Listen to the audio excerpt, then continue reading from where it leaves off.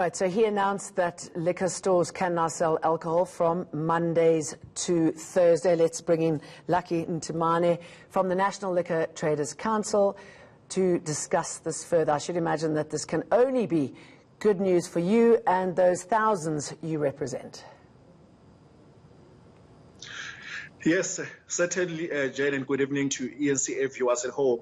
But firstly, we would like to send our heartfelt condolences to the families that have lost their loved ones due to COVID-19, but also to send a message of gratitude to the healthcare workers that have really held the fort for the country in fighting against this pandemic.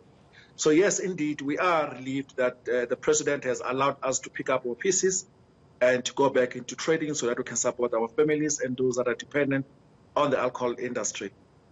We think that this is the right move by the president, and we fully understand and appreciate that for him, it will have been a very difficult decision to walk a tightrope in order to ensure that we balance the issue of lives and livelihoods. We commend him for being brave enough to open the alcohol sales, and we want to make that promise to the country to say that as the alcohol industry, as the liquor traders, more specifically as taverns, we'll continue to support government's efforts in making sure that we fight the pandemic together. We're going to comply with all the relevant regulations as it pertains to COVID-19. The last time I spoke to you, you'd written to the president asking for the excise taxes to be delayed by 3 months. You've got your way. How's that going to help? So we know that this is going to help, the liquor manufacturers because it is going to maybe relieve them and alleviate, the financial pressures that comes with having to pay excise tax, which is levied on the product that is sitting at the warehouse and not on the shelf to be sold. So this is going to ease their cash flow, and we feel that this is a right move by the president, and we fully commend that he was able to listen to the proposals made by the industry. But we're further calling on him, to expedite the issue of supporting taverns specifically.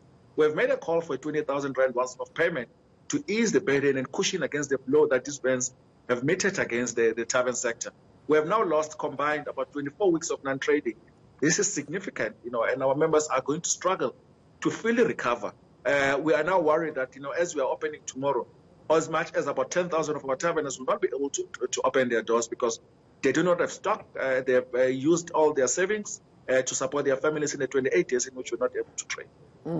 So I should imagine that some of the measures that the president said about money filtering down to some of the businesses destroyed by the pandemic will help in just a little way. I was talking to a professor at Mill Park Hospital a little bit earlier on, and he was deeply disturbed by the fact that alcohol will be sold again. What role should the alcohol industry play now? I mean, this is something that needs to be tackled in South Africa now. Should the alcohol industry be doing more to educate people?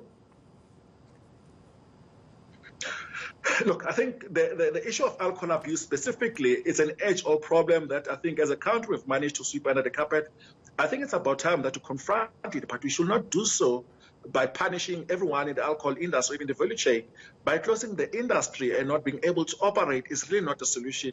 It's a blunt object that achieves nothing. And if you look at globally, out of the 80 countries that had to experience the Delta variant, South Africa is the only country that had to ban alcohol.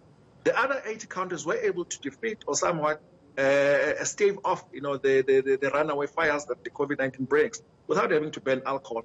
But we are saying to government, let us talk. Let us sit down. Let us find ways in which we can continue to balance the issue of lives and livelihoods. I mean, up to now, we haven't met with the president. We have not met with the minister responsible for our sector, which is the DTIC. So we feel that if government is able to sit with us, we can find ways in which we'll continue to support the issue of lives, which we as the alcohol industry are for. But also the issue of livelihoods, cannot be taken for granted.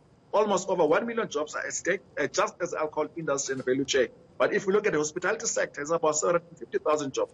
Are we then saying that we need to continue with a ban as a strategy for government to fight COVID-19? We do not think that this is a sustainable way, but we should be able to work together with government, and our doors are open. We're waiting for the president to reach out to us, to talk to us as an industry, so that we can find a long-term sustainable solution. We cannot afford another ban. I mean, if we know that the fourth wave is coming, are we going to face the same scenario of being banned? We don't think that is a solution. All right. I mean, South Africans are particularly badly behaved when it comes to alcohol abuse. What sort of impact do you think this now will have on restaurants? You've got that symbiotic relationship. It's going to make them be a lot more successful, maybe sustain their business, keep the doors open?